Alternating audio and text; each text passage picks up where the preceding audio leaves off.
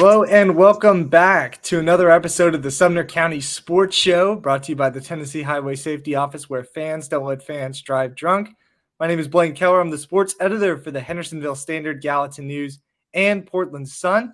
We're a bit of in an interesting position here this summer, looking at the Sumner County Sports Show and how we'll be operating for the next few months. Of course, high school sports aren't really happening outside of some travel ball, and of course for football, some 7-on-7s and some preseason work before we hit the fall. But for those of you who have been itching and jumping at the bit, trying to figure out what the Sumner County Sports Show will be doing, this Texas Rangers polo is not by accident. We're all in on baseball this summer, talking a little bit about the full count rhythm. Going to be hopefully bringing on full count rhythm players, maybe some host families, and of course, head coach and general manager Josh Carman each and every week this summer. It's going to be a really fun time, while we wait for that football season to roll around and for all of the high school sports to pick back up. But with all of that being said, we bring in our guest for this week's show, Josh Carman, head coach and general manager of the Full Count Rhythm. Josh, how are we? Doing well, Blaine. Thanks for having me. Glad to have you on, Coach. And it's year 3 now, if I'm not mistaken, for the Full Count Rhythm since joining the Ohio Valley League. Champions of the league and the division last season. Just curious, as you're a couple of games in now, I think 6 or 7, how things have gone so far for your club. Well, it's going about like we anticipated. It's a little bit of a challenge at first. You're bringing 35 guys in from all over the country that you've got very little information about. So there's a little bit of an adjustment period in the beginning, just figuring things out, and guys get their feet wet. And so I think we're 6 games in, and we're sitting at 3-3. We're in a good spot. No reason to panic, but it's going well. The guys are bonding and kind of gelling together, getting to know each other, and there's a little bit of character starting to come out after 1 week being here. Well, you kind of mentioned it there, I guess it's a really hectic first week normally, just trying to get used to who you have on your roster, and maybe just the logistics of everything that goes into a summer college ball league. As general manager and, of course, head coach, what all goes into the process of this, and how long does it take to kind of get everything situated? Well, it's quite a big of a challenge putting this together. This process really starts in August, in last August. I mean, as soon as we finish the summer, we'll start building the roster for next summer. So college coaches will begin to call and want to place players here. We'll give our guys that are here this summer the first right to refuse that. To come back. And so our roster really begins in August, and then that usually lasts. We fill up pretty quickly. We're generally done with position players around end of October, and then pitchers are a little bit later. But during that process, as you get names from coaches, then the next process begins where you kind of scout them out and try to gather as much information as possible on each individual and see what their strengths are, what their weaknesses are, and then fill in some holes on the roster based on that. And it's for me, it's a lot of trust in their college coach, trust in what they say. Usually they're very accurate in the information they give you. And then it's going out and watching them during fall ball. In their fall camps and even following along through the spring before they get here. So it's quite a bit of a process throughout the year, which makes June, when they report, a little bit easier. You feel like you know the guys a little bit. We do, our staff and our organization does a great job of digging into these kids' lives and trying to understand who they are and what their abilities are. And so it's not quite as you just show up on day one and you don't know anything. We feel like we've got quite a bit of information on these guys before they get here. Now, I know you've got some players returning, some players who have been here, I believe, since the start of the Full Count Rhythm, but I'm curious which is tougher for you as a coach, meshing 35 guys together in the span of 2 months to try to make a successful club, statistics and maybe results wise, or fielding the roster to begin with? Well, the challenges are a little bit different depending on who you ask and which organization. For us, for Full Count, it's fielding the roster and building it is the easy part. A lot of guys want to come here from some very well-known schools. Good players, they want to come here because of the way they're treated, the way the community responds to them and accepts them. So filling the roster and building it is very easy. The challenging part, and the challenge is really on myself, if I'm being honest, is being patient to allow 35 new guys that have never played with each other to kind of mesh and bond together. And it generally takes about a week. We're on our 1 week anniversary of our first game. So last night we really started to see some character of the team, kind of what it's going to be. But we try to do a lot of things really in the first 2 weeks, really. It's really hectic around here and the guys are wore out, but we try to do a lot for bonding and gelling and meshing together with the group. So it speeds up that a little bit. But What's I that would kind say of the more challenging thing is having 35 guys blend together quickly. right? And schedule wise, you mentioned that hectic first week. What all bonding wise do you kind of do to get everybody to mesh and gel together? Well, we share a lot of meals together, so we've got a couple of layers. We've got a mentor program inside our organization, so every player is assigned a mentor for the summer. And this is just a man in the community that loves baseball and just wants to invest in a young man's life. So that's one layer. Our host family program is another layer. Our host family program is probably the thing I'm most proud of. But that's another layer. We do golf outings on Mondays on our days off in the league. So the whole team or whoever wants to play, we'll go play golf together.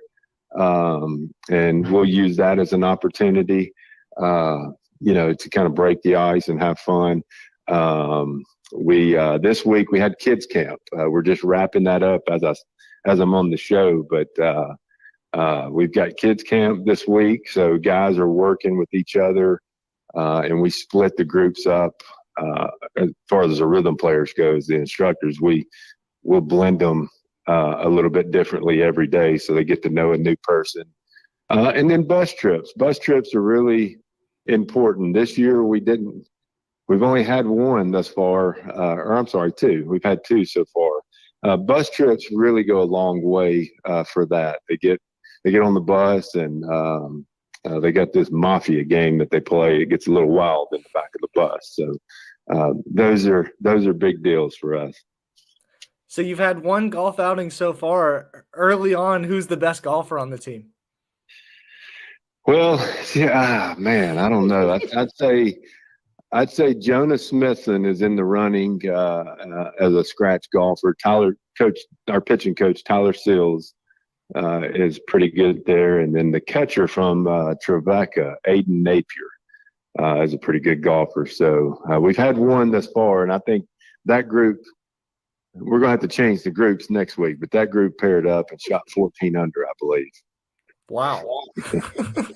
Yeah. You don't have to know much about golf to know that's pretty good. But Coach, Yeah. you mentioned it a little earlier about the start that you guys had, that first week trying to get to know each other.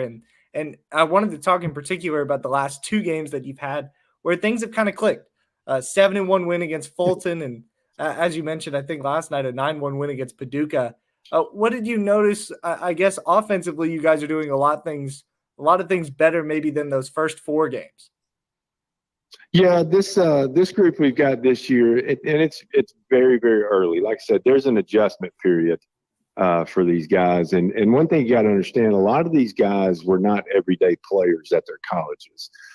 And so offensively, that's a little bit of a challenge when you're seeing other guys who just went through a 50-game schedule in their college season.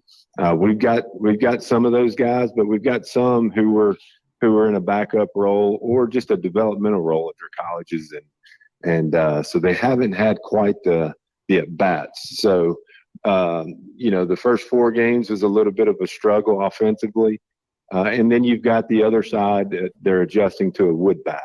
It's much different to hit with wood than it is the aluminum bats. So there's a period of adjustment there, but they're starting to wake up a little bit. The bats woke up, the last 2 nights a little bit and scored some runs. Our pitching staff is just really phenomenal thus far and has been carrying us. I think the last 2 nights we've thrown 1 hitters. So yeah, pitching staff's really good right now.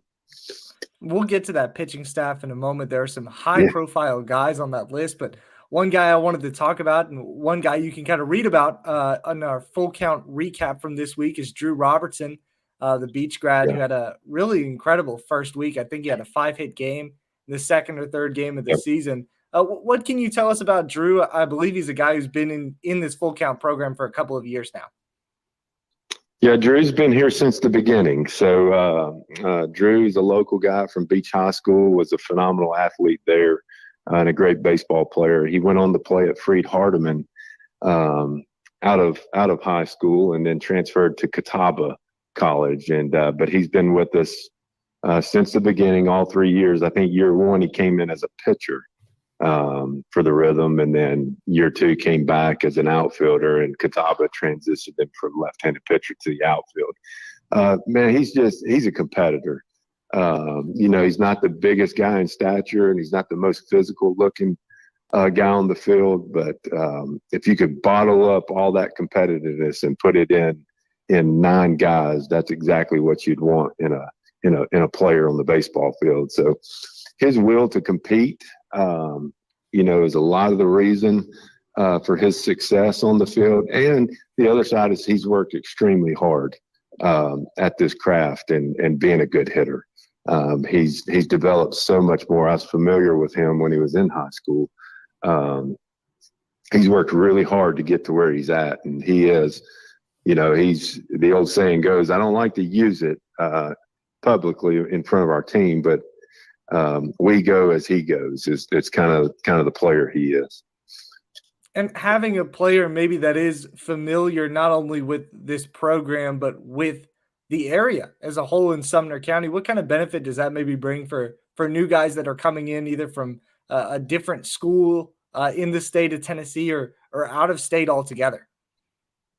Well, it's huge. He is familiar with the area. He knows the community. So having guys like Drew that are from this area can take guys under his wing, and when we're off or in our downtime, which is not very often, Drew can take them around the city and show them around and be an outlet for them. When they get a little down, when baseball's not going well, or what have you. Having local guys is big for that reason, just inside the team, but also having local guys here that the community can get behind and be proud of, that this is one of the homegrowns that's come from this area. So that's exciting for the community anytime you get those guys to play in the summer. Now you mentioned the pitching staff a little bit and the work that they've been able to do so far through the first week of the year. And there's a lot of SEC talent on this roster. A couple of pitchers, Elliott Bray at Auburn, Bennett Myers was at Tennessee, and Nick Griffin from Arkansas. How often have you been able to utilize those guys maybe, and who are some other guys maybe who aren't at that level but have still impressed you? Well, those guys are really attractive on paper, right? And when you see pitchers from those caliber schools, that most people know about, they're special guys. It's exciting to have them, and they're very good for these guys who from other schools that are probably just as good. There's just not enough room for them up there. But Elliott Bray and at Auburn, he's with us this summer. Coach Schoenrock, the pitching coach at Auburn, he and I have a good relationship.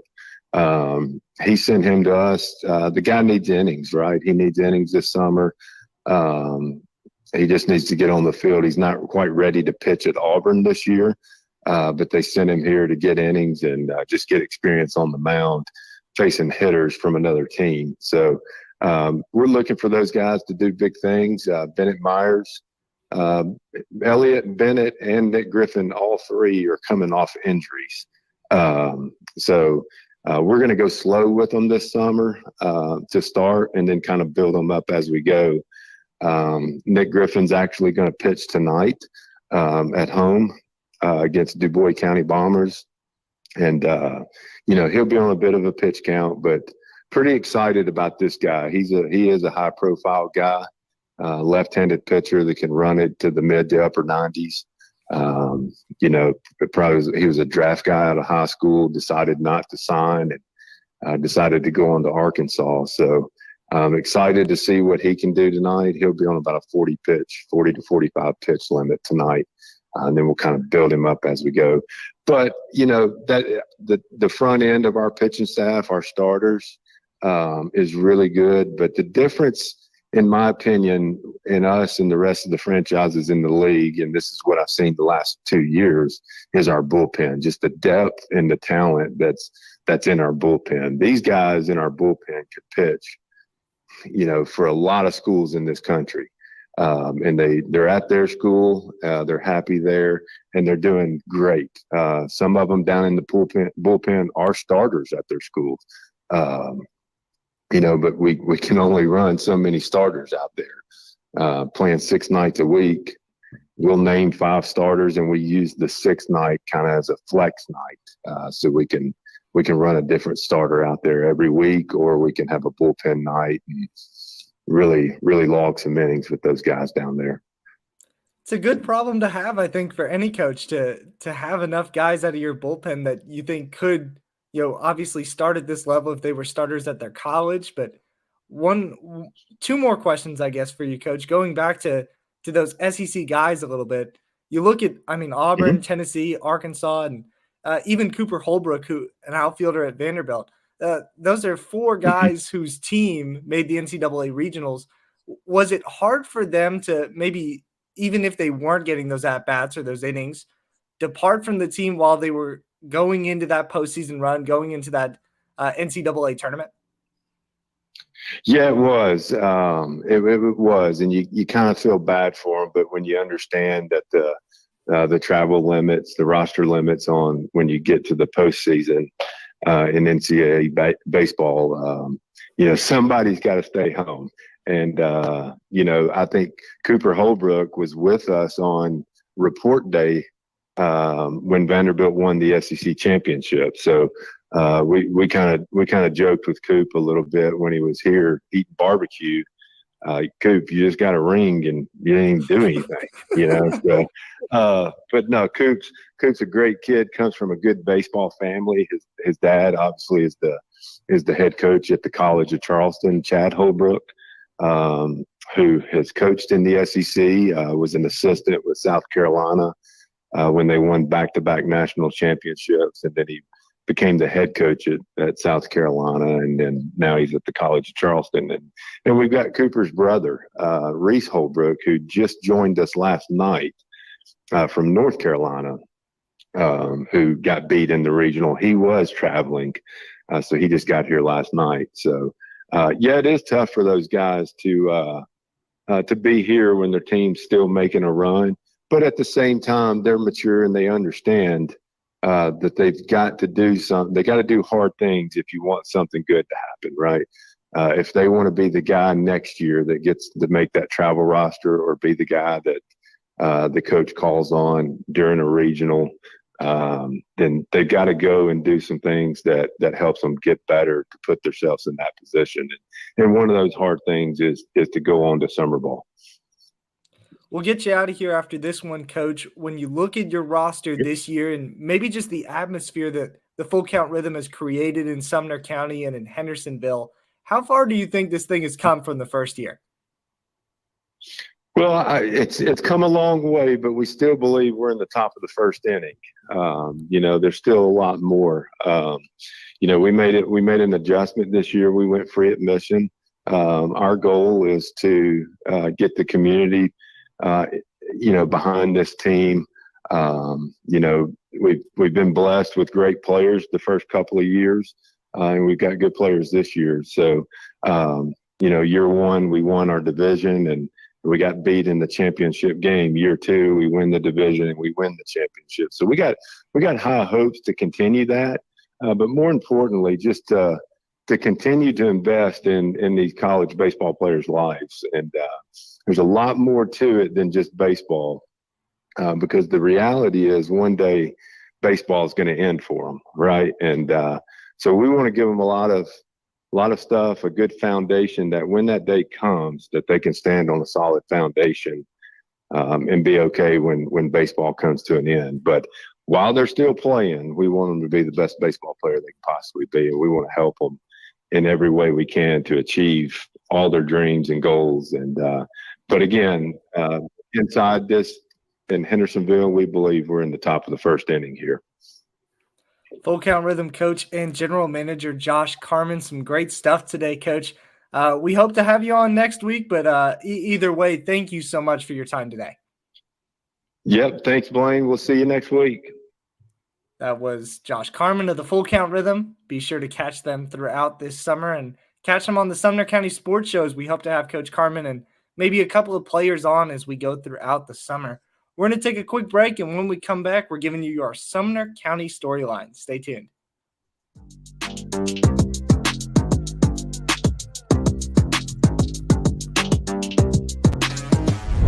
Music City will be rocking June 23rd through the 25th with a different sound. The sound of NASCAR. The Ally 400 is back at Nashville Superspeedway, and this year, it's a night race. NASCAR in Nashville. It's guitars and fast cars under the lights. Visit NashvilleSuperspeedway.com to get your tickets today for the triple header weekend.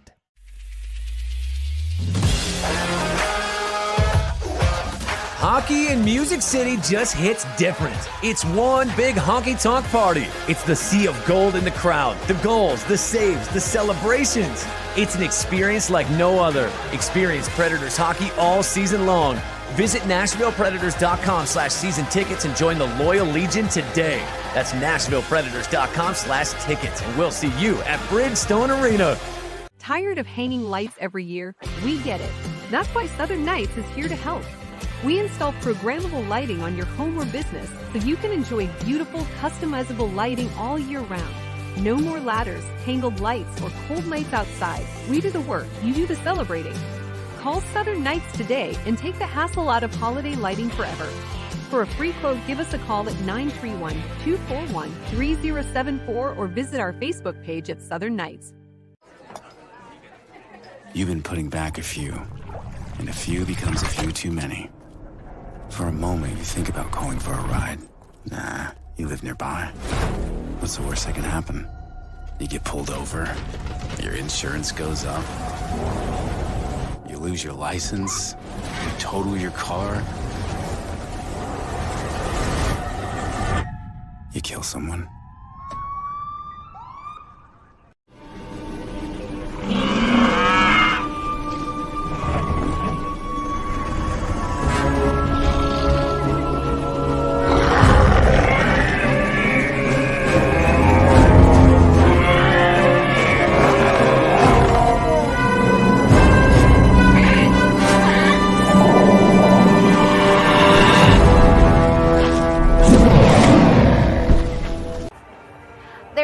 Better than drinking an ice-cold beverage while taking in a Nashville Sounds baseball game. Hi, I'm Stephanie Miller with Mornings on Main Street.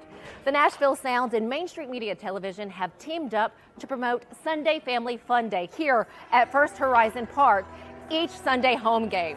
Just go to your favorite Main Street Media website and click on Sounds Main Street Media Day banner to register to win free tickets. And then we'll see you here at the ballpark. Vroom, vroom, time for the Rackley Roofing 200, and it is going to be June 23rd out at the Nashville Super Speedway.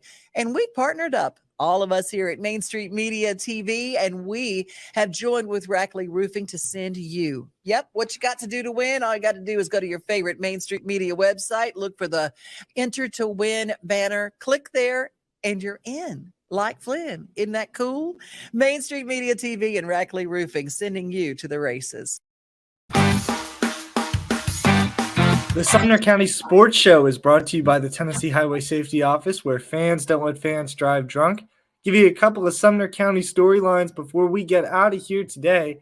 The Tennessee Athletic Coaches Association and the Tennessee High School Soccer Coaches Association combined to put together the Senior All-Star Soccer Game this past week in Hendersonville. A lot of Sumner County representation, and of course there's going to be. It's in Hendersonville. Russ Plummer, I believe, runs the TACA or the THSSCA, two very long acronyms there. And above all of that, there's some great talent in Sumner County.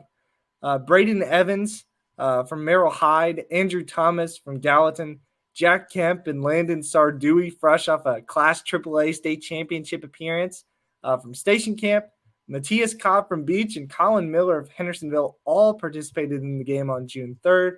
Will Cassabaum from Central Magnet earned MVP, and the final score 2-1 with the West team beating the East team. So that's your first Sumner County storyline. I alluded to this last week. Christy Utley and Michael Raper, some big news in the Sumner County softball world. Utley led Beach to 7 state tournaments and 4 state championships, but stepped down to focus on athletic director solely at Beach at the end of this season. And Gallatin coach Michael Raper takes over, broke a 36-year region tournament drought for the Green Wave. That was one of the huge storylines out of Gallatin. Softball this year, Hannah Gaines and Sarah Kaiser, 2 really good players. And Raper did a really good job building that program. So congrats to him on taking over probably the top program in Sumner County. Speaking of softball, we released our all Sumner County softball team today. Brianna Falk named Pitcher of the Year for Beach. That's a junior. Sarah Kaiser, Hannah Gaines, as I mentioned, 2 award winners for Gallatin. Gaines winning two-way player of the year. Kaiser winning position player of the year at catcher. Beach was named your team of the year after reaching the sectional round and winning the district championship. And after a 10-win improvement, Hendersonville's Ashley Jones is named coach of the year. One more all mid-state baseball team. We'll give you another all team here. Presented by Main Street Preps. Cooper Johnson of Beach was named the first team pitcher. Derek Chambliss, a second team infielder for the Buccaneers. And Lake Morris of Hendersonville, the Belmont commit, a second team selection out of Hendersonville for the Main Street Preps all mid-state baseball team. So a lot of, at this point of the year, you just have a lot of county teams, maybe some coaching news here and there, but it's an exciting time still as we get ready for the calendar to flip over to July and really just piece together what football season looks like. I know it's crazy to already be talking about that in June, but it's going to sneak up on us before we know it. And speaking of sneaking up on us, that'll do us for this week's episode of the Sumner County Sports Show. Thank you so much to Full Count Rhythm coach Josh Carmen for joining us.